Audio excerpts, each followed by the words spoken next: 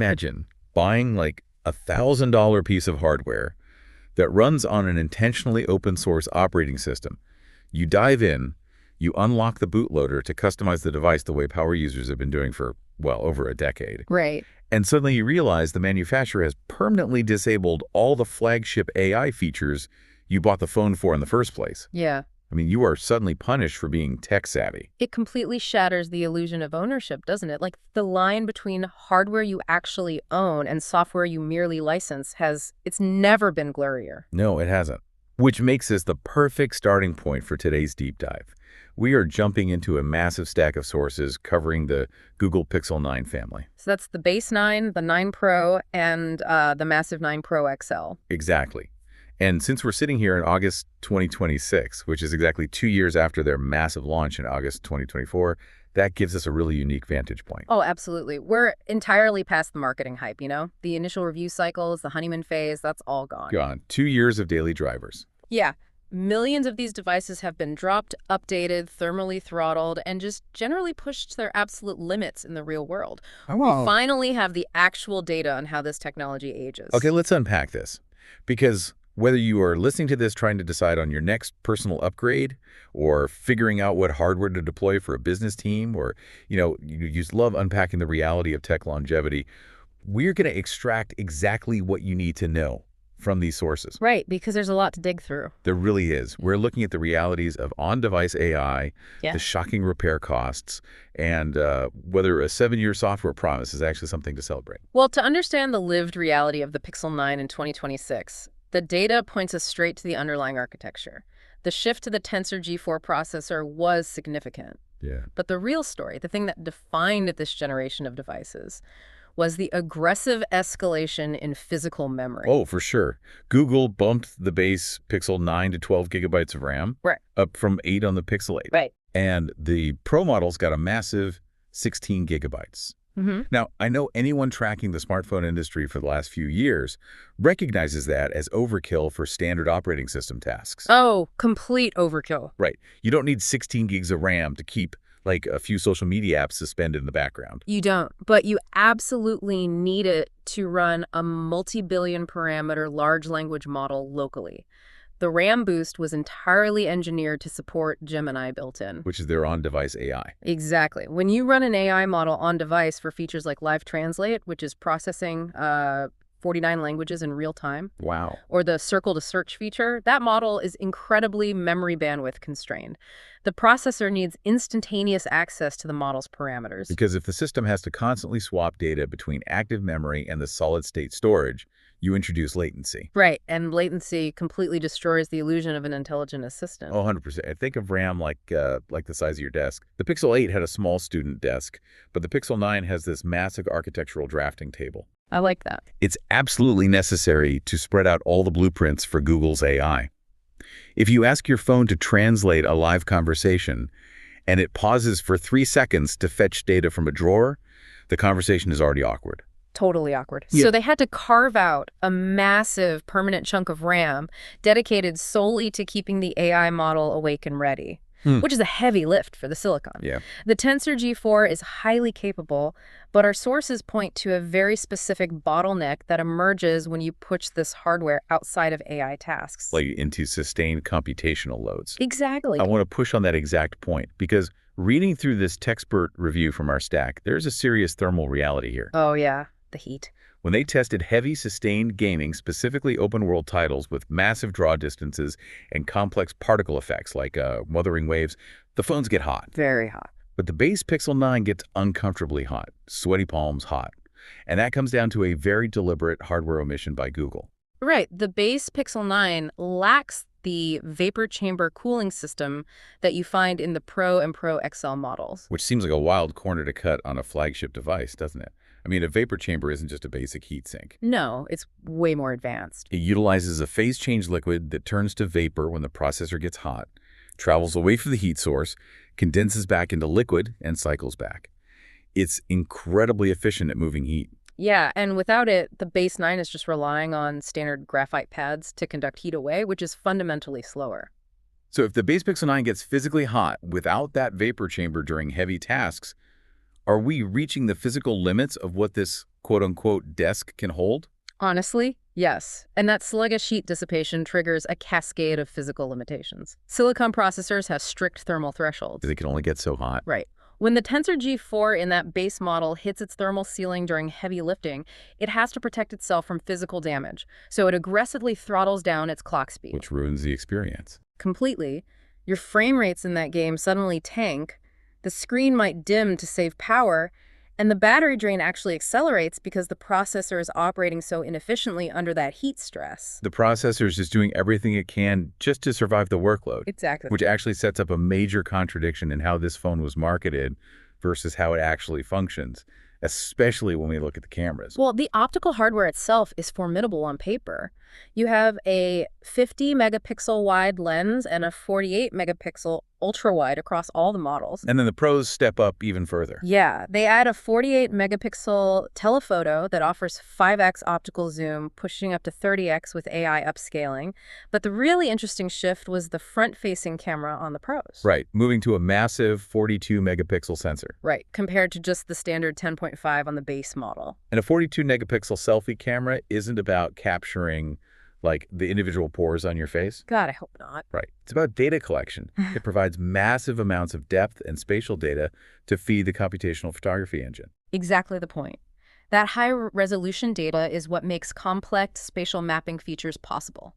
Take the Add Me feature. Oh, that's a wild one. It is. It allows the photographer to take a group shot, hand the phone to someone else, step into the frame themselves, and let the AI merge the two images. Because the phone has to understand the physical geometry of the background to anchor the two images seamlessly. Right, without tearing the shadows or, duplicating the lighting. But here's the contradiction I mentioned. Yeah. Wait, if the Tensor G4 is so powerful and you have 16 gigs of RAM specifically tuned for AI and these incredibly data-rich camera sensors. I know where you're going with this. Why does the flagship 8K Video Boost feature on the Pro models require you to upload your footage to Google's cloud? It's a great question. It has to be processed on their servers before you can download the final file. If the phone is an on-device AI powerhouse, why is it outsourcing the heavy lifting? What's fascinating here is the sheer magnitude of the math involved in video processing compared to static imagery. It's just a different scale. Entirely. When you use ADME, the neural processing unit is analyzing 2 static frames. It has time to composite them, but 8K video is an entirely different beast. Because of the frame rate. Exactly. You are looking at roughly 33 million pixels per frame, running at 30 frames every single second. It's an absolute avalanche of data. And the Video Boost feature isn't just doing a simple resolution upscale, it is applying temporal noise reduction. To reduce grain and low light, right? Yes, but without making it look like a blurry painting. The processor has to hold multiple frames in memory simultaneously, compare the pixel data across time, distinguish random sensor noise from actual movement, and then color grade every single frame. Which brings us right back to the thermal threshold we were just talking about. Completely. If the Tensor G4 attempted to execute that level of computational video processing locally, the phone would hit its thermal limit in seconds. Just melt down. Basically. Even with a vapor chamber, the heat generation would be catastrophic for the battery life and the silicon. So Google utilizes their massive server farms, essentially city-sized supercomputers, to handle the temporal noise reduction. So it is a necessary compromise between the marketing pitch of on-device AI and the unyielding laws of thermodynamics. Yeah, you can't beat physics. You can't. Yeah. So underneath the surface, the phone is constantly negotiating its own limits. But let's look at the actual searches. Let's talk physical reality, because how these materials hold up over 2 years is heavily featured in our sources. And the physical materials are top tier on paper. Yeah, Gorilla Glass Victus 2 on both the front and back, an IP68 rating for water and dust resistance. And an aluminum chassis that utilizes recycled materials. Yet the Techspert review highlights this incredibly frustrating design choice regarding that aluminum chassis. Well, the fingerprint issue. Yes. The more expensive Pro models feature a highly polished, glossy metal frame.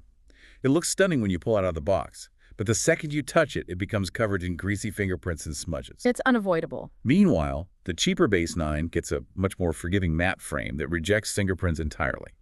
It's like buying a luxury tuxedo that acts as a lint roller. That's a perfect way to put it. Right. You paid a premium for the Pro, only to get a constantly smudgy frame and a screen that costs a small fortune to replace. It really highlights a recurring theme in high-end consumer tech, though. They're designing for the display case rather than the human hand. Exactly.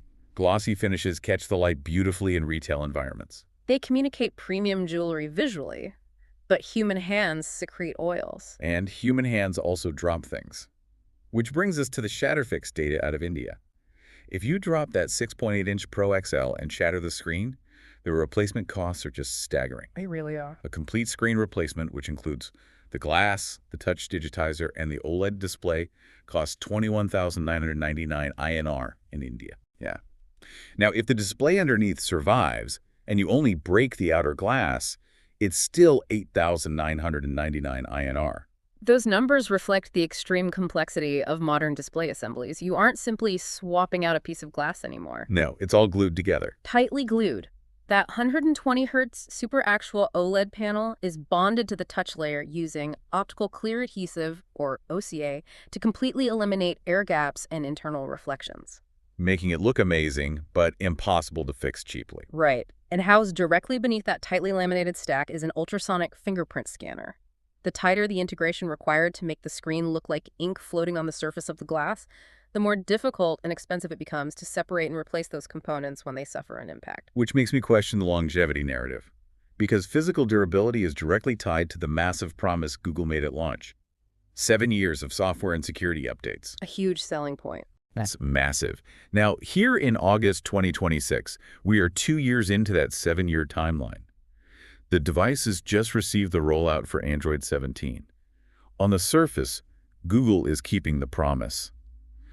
But the reality of that software experience is rough. Yeah. The July 2026 update rollout was particularly turbulent. To say the least. It had to be deployed to patch severe system-level bugs, including devices getting trapped in boot loops where the phone just endlessly restarts before hitting the lock screen. So frustrating. Plus, there were widespread issues with system widgets rendering incorrect colors and just breaking the user interface. And it goes beyond one bad update. Android Authority has been cataloging a steady stream of gremlins over the last 24 months. Oh yeah, the gremlins. Users are dealing with auto-brightness logic that acts erratically and requires deep manual resets. And we saw widespread reports of the fingerprint scanner completely vanishing from the operating system, like the software simply forgot the hardware existed until a hard reboot forced it to reinitialize the drivers. They also tracked performance stuttering when recording video if the user zoomed past 3x magnification. Which points to, what, a handoff issue? Yeah, a handoff issue between the different camera sensors. And then there are the physical hardware interactions failing, like the highly inconsistent wireless charging behavior. Which is notorious on these models. Right. The charging coil on the back of the 9 series struggles to align properly with many standard chargers, including Google's own Pixel stand, and it is notoriously worse on the Pro Fold variant. I was reading through user forums, and there was a GS Marina comment from a user in France whose Pixel 9 simply died after 13 months. Total motherboard failure. Oh, man. Right as their local consumer warranty expired. Yeah. So if I'm dealing with a fingerprint scanner that occasionally vanishes from the operating system, or a wireless charger that drops connection overnight, doesn't a 7-year lifespan feel less like a promise and more like a long sentence? If we connect this to the bigger picture, it exposes the inherent friction in long-term smartphone support. Pushing software updates for 7 years is a massive undertaking, but code doesn't exist in a vacuum, you know? It requires a healthy physical nervous system to run on. Right. As the storage memory degrades from thousands of read and write cycles, as the battery chemistry breaks down, and as the internal connections face the micro impacts of daily life, pushing heavier, more complex operating systems onto that aging hardware creates friction. It's a bottleneck. Exactly. A 7-year software promise is phenomenal, but it is ultimately bottlenecked by the physical endurance of the hardware carrying it. That is such a vital point.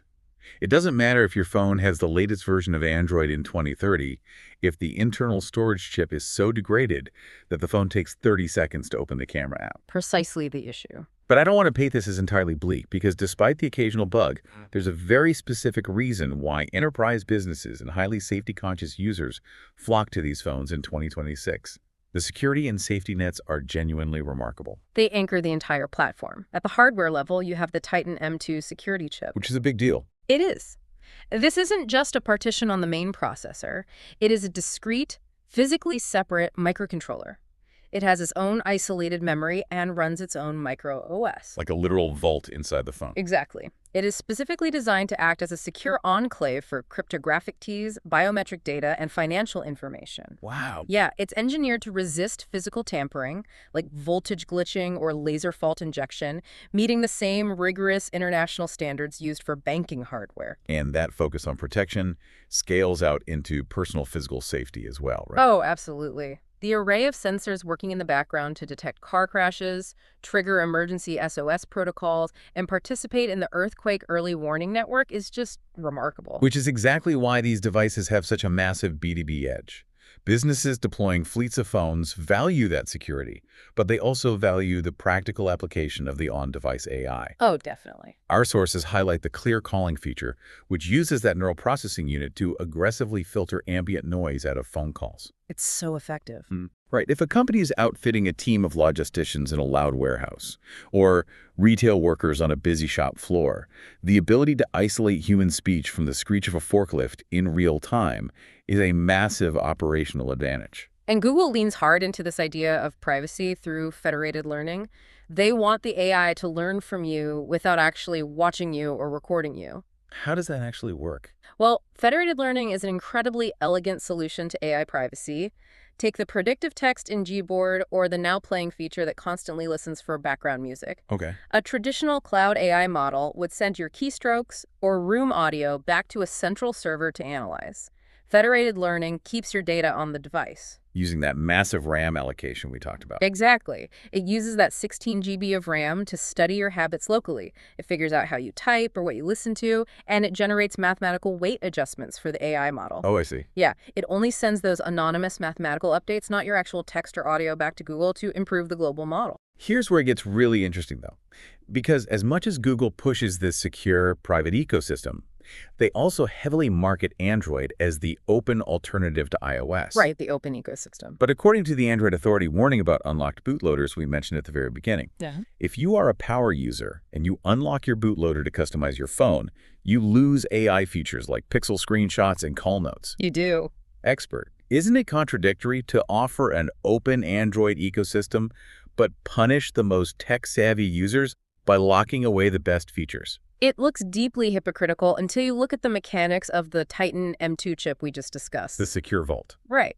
Unlocking a bootloader effectively breaks the chain of trust in the device's boot sequence. You are telling the hardware that the operating system can no longer be verified as secure. Okay, that makes sense. Because of those AI features like call notes summarizing highly confidential personal phone calls, or pixel screenshots analyzing banking details on your screen process deeply sensitive personal data, they require a sealed, trusted execution environment. And unlocking the bootloader breaks that seal. Exactly. If the bootloader is unlocked, the system assumes the environment is compromised and that malicious software could theoretically scrape the active memory to steal those summaries. So the system hard locks the features to prevent a data breach. Wow. Yeah, you can have root access to your file system, or you can have secure on-device AI. But from a security engineering standpoint, you absolutely cannot have both. Which brings us full circle to where we started. What does this 2-year retrospective actually mean for you as a user?